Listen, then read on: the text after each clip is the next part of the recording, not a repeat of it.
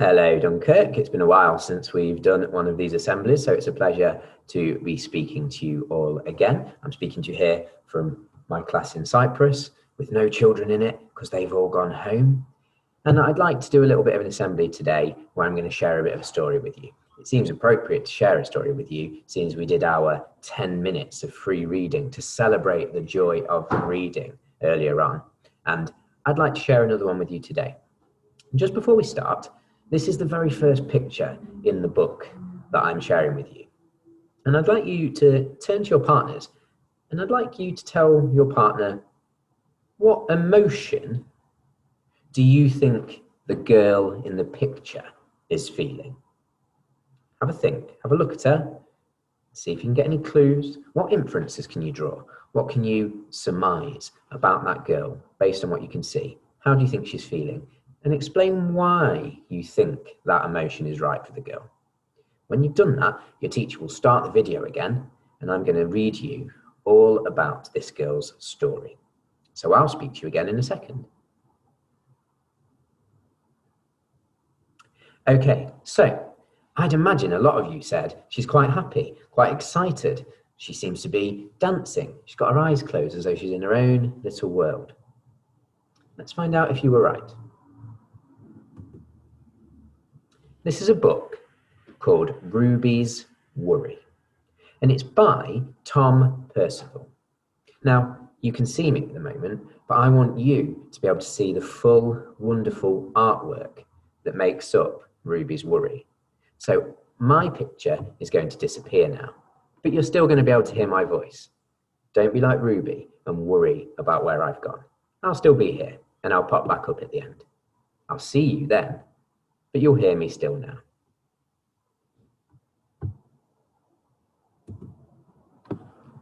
Ruby loved being Ruby. She loved to swing up high.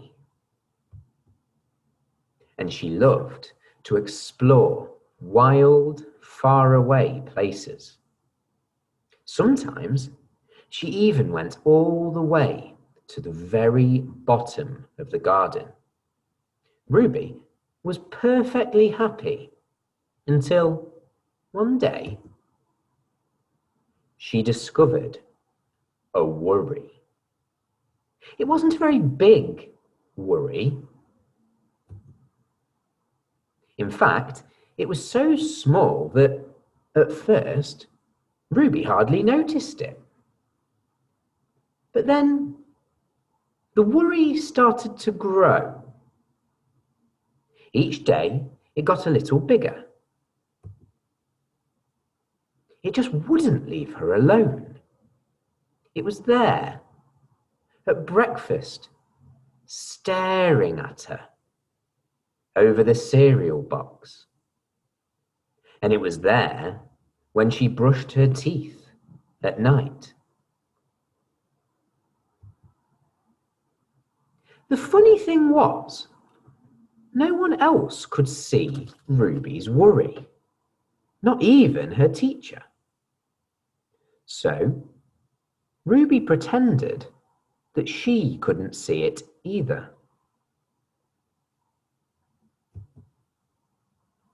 She tried to carry on as if everything was normal, but it just wasn't. The worry was always there, stopping her from doing the things that she loved. Ruby wondered if the worry would ever go away. What if it didn't? Ruby didn't realize, but she was doing the worst thing you can ever do with a worry.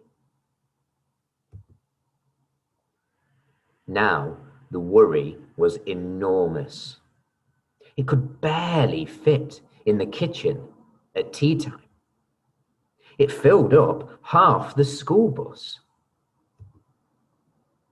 And it took up whole rows at the cinema. The worry became the only thing that Ruby could think about. and it seemed like she would never feel happy again. Then, one day, something unexpected happened. Ruby noticed a boy sitting alone at the park. He looked how she felt, sad. And then she noticed something else, something hovering next to him. Could it be a worry? It was.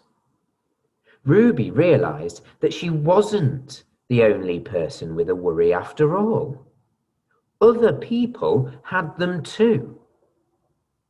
She asked the boy what was on his mind, and as he told her, the strangest thing happened.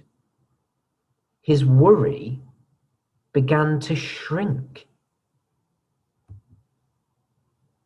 Then Ruby did the very best thing you can ever do if you have a worry. She talked about it. As the words tumbled out, Ruby's worry began to shrink until it was barely there at all. Soon, both of their worries were gone. Finally, Ruby felt like herself again. Of course, that wasn't the last time she ever had a worry. Everyone gets them from time to time. But now that she knew how to get rid of them, they never hung around for long. So, that's Ruby's story. And at the beginning, we looked at a picture of Ruby and she looked really happy. And maybe she was. Maybe that was before she found her worry. But I like to think that that picture's there at the beginning to show that you can't ever tell if somebody is worried. Some people hide it really well. But hiding it and pretending it's not there, that is the worst thing you can do. Because as you saw, your worry will grow and grow and grow until it is dominating your mind and your emotions. It will make you feel like you're not yourself anymore. It will make you feel like you might never be happy again. But if you talk to people you care about and people you trust, then your worry will shrink and eventually go away completely. So that's Ruby's story. What's your worry story? Be interested to know that. So I'm going to leave you now, but I'd like you to spend a couple of minutes talking as a class, as a partner, to your teacher about what your story is of your worry. Have you got a worry at the moment? Is there something growing in your mind that you've not spoken about yet that you want to share so that it shrinks and goes away? I'll leave you with mine, the worry that I've been having. And teachers, as you're listening, you can put your hands up or tell your class if you've had this worry too.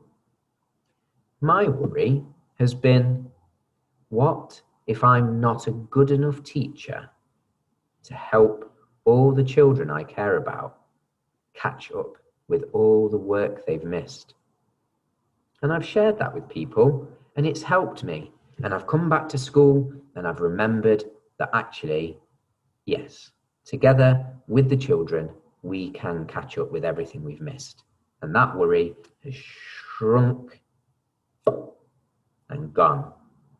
But that was my worry. I wonder if your teachers ever felt that worry as well. Have a chat with one another, share some of those worries, and let's see if by the end of today, we can have made a few of those disappear.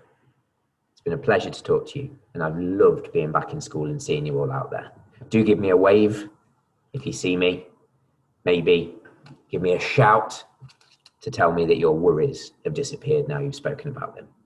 But that's everything from me. Have a lovely day, and I'll speak to you again soon.